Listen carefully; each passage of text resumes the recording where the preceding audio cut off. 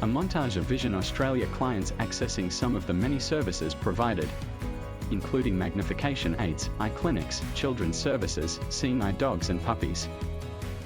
In July 2004, Vision Australia became Australia's first national blindness agency. Vision Australia was formed following the merger of the Royal Blind Society, the Royal Victorian Institute for the Blind, Vision Australia Foundation, and the National Information Library Services. In 2006, the Royal Blind Foundation also joined Vision Australia, and in 2007, Hero Book also joined the fold. In 2008, Seeing Eye Dogs Australia joined Vision Australia under the banner of Vision Australia Seeing Eye Dogs. In the 20 years since its foundation, the blindness and low vision sector has changed significantly. As technology evolves, people living with a disability are increasingly able to perform tasks that were once challenging with relative ease. Vision Australia has evolved to become Australia's leading supplier of these supports to Australia's blind and low vision community. Hi, I'm Ron Hooton, CEO of Vision Australia. It's been a great privilege to lead Vision Australia over the last 11 and a half years, more than half the life of the organisation. I recall before I came to Vision Australia receiving the information pack about the organisation and being very, very attracted to the vision statement, supporting people who are blind or have low vision to live the life they choose. My father and my grandfather both had macular degeneration at an early age and had lost their sight and lost their careers. And to have a mission like that for an organisation that actually supported people to live a full life was absolutely compelling for me.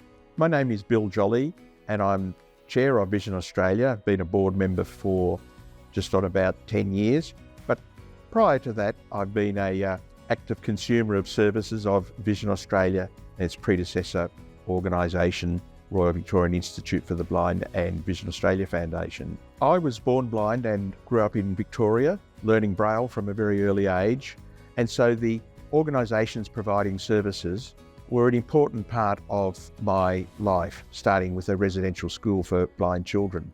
I was then active in the consumer movement, looking at how services that were provided were received and perceived by people who were blind, and that then enabled me to become quite active nationally and internationally. As a part of that, I then became involved in Vision Australia, having led the integration of Seeing Eye Dogs into Vision Australia, but also joining the client reference group of Vision Australia, and then finding my way onto the board and the finance committee. So it's been an interesting journey as part of my life to then become, from first having been a client, a consumer representative and advocate, and then a director of Vision Australia and ultimately to the chair. And I'm very proud of the organisation that I lead and see my role as the chief custodian of the Vision Australia governance as a privilege that has been very important in my life. There are a couple of really big achievements that I think that we've had over the last 20 years that I'd like to comment on. The first is the merger process that brought a large number of organisations together. This, I'm sure, would have been a very difficult process, but what has been created is a truly remarkable organisation that really well serves the blindness and low vision community of Australia, from Seeing Eye Dogs through to therapy services, through to library services. They all came from host organisations through the merger. Another really big achievement for our organisation over the last decade has been the Life Ready program.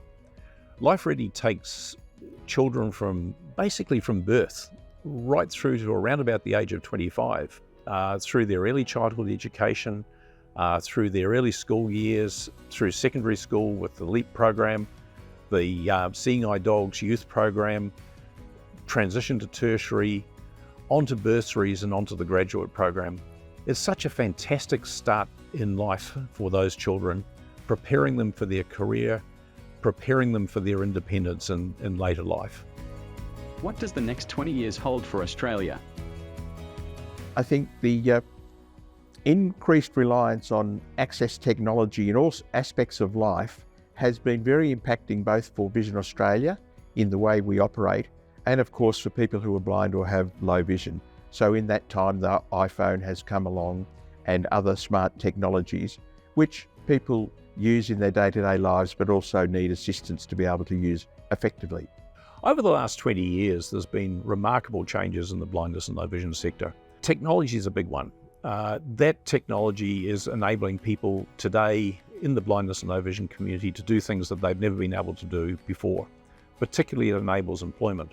But over the next 20 years, that's going to be a fantastic enabler for people who are blind or have low vision, with artificial intelligence kicking in to enable that hardware to really do amazing things. Over the next 20 years, Vision Australia is primed and ready to support people who are blind or low vision in all parts of their life. We're going to see fantastic gains in technology that are going to rewrite that statement that says it's never been a better time to be blind. Artificial intelligence and some of the hardware that we see into mainstream devices is going to make accessible technology available to everyone of all ages, and Vision Australia is going to be there right with our clients, making sure that happens for everyone.